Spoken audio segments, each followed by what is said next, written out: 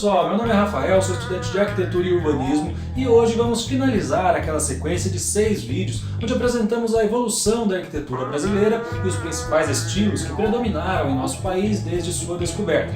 No último episódio falamos sobre as principais obras e os principais nomes no estilo modernista. Hoje vamos comentar sobre os movimentos pós-modernista e entrar nas vertentes que formam a arquitetura contemporânea. Vamos nessa?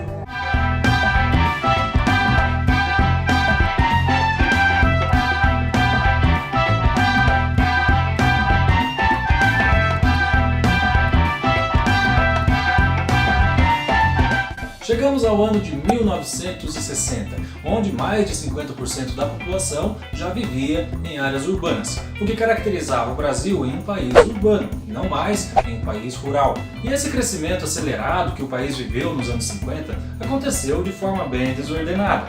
Com o aumento da industrialização, aquele processo de êxodo rural que a gente comentou aqui no vídeo passado se intensificou e um grande número de pessoas migrou para os centros urbanos em busca de oportunidades, o que resultou na falta de planejamento urbano e o aumento da desigualdade social. Após o fim dos anos 50, considerada a década de ouro para o país em diversos segmentos, onde tudo parecia que ia dar certo, o Brasil entrou em uma grave crise econômica causada pelos reflexos dos 50 anos em 5 e pela crise do petróleo.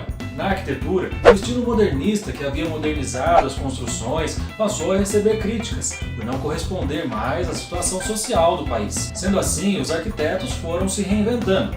Como herança do estilo modernista, se iniciou um movimento chamado brutalismo, que é caracterizado pela ausência de acabamentos e elementos decorativos, seguindo os princípios minimalistas, que defende a conhecida frase "menos é mais". Teve destaque na Europa após o fim da Segunda Guerra Mundial, onde os países precisavam se reerguer e priorizavam a funcionalidade nas construções ao invés da estética. No Brasil, a primeira obra com concreto aparente foi construída no Rio de Janeiro pelo arquiteto Afonso Eduardo Reide, que fazia parte da primeira geração de arquitetos modernistas. Com estrutura suspensa, vigas aparentes e aberturas cobertas por vidro, o Museu de Arte Moderna do Rio de Janeiro, construído em 1967, envolve os principais elementos do movimento brutalista. Esse movimento teve maior destaque em São Paulo, onde influenciou um grupo de arquitetos a criarem a Escola Paulista de Arquitetura, dando origem à nova geração de arquitetos, liderados por João Batista Villanova Artigas, que foi responsável pela formação de profissionais como Paulo Mendes da Rocha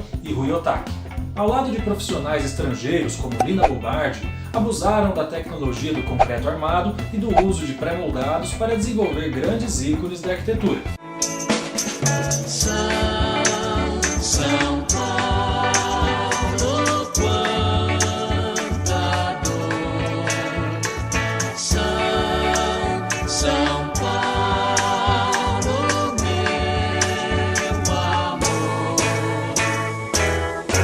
O brutalismo foi muito utilizado até meados da década de 80, quando se iniciou o período contemporâneo.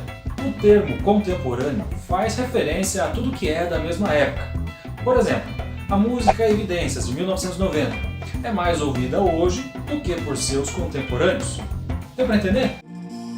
Eu me afasto e me defendo de você, mas depois me entrego. Assistindo aos vídeos anteriores, concluímos que para compreender determinado estilo de arquitetura é preciso compreender o contexto histórico da época. Qual é a necessidade das pessoas que vivem naquele tempo?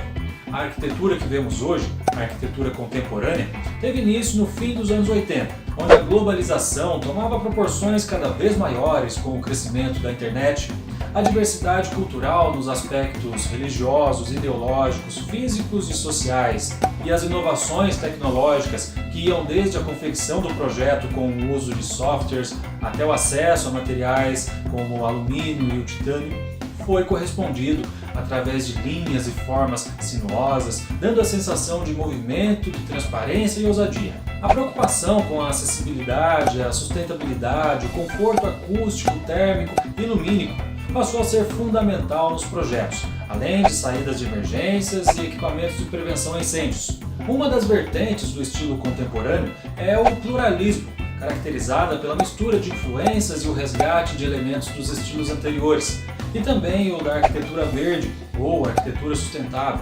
projetada totalmente com conceitos sustentáveis. Bem, aqui eu não vou focar nos conceitos sustentáveis, mas se você, na sua profunda paciência e boa vontade, continuar acompanhando este humilde canal e ele for adiante, farei um vídeo voltado somente para os conceitos da arquitetura sustentável. Bom pessoal, antes de encerrar, vamos fazer um breve resumo de toda a série, começando pelo estilo colonial, que teve início em 1530 com a chegada dos primeiros colonizadores para o plantio da cana-de-açúcar.